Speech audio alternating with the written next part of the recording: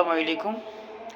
এই আওয়ামী লীগ নামক দলটি একদিন ইতিহাসের আস্ত করে নিক্ষিপ্ত হবে, সেটাই কি সত্য নয়? দেখুন, তাদের নেত্রী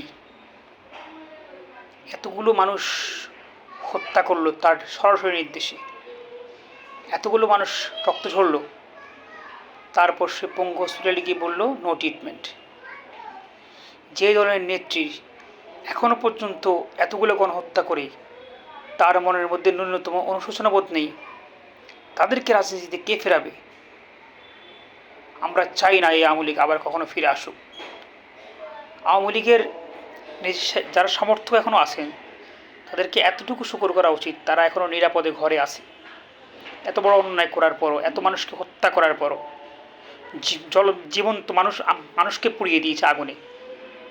আর কি চান আপনারা?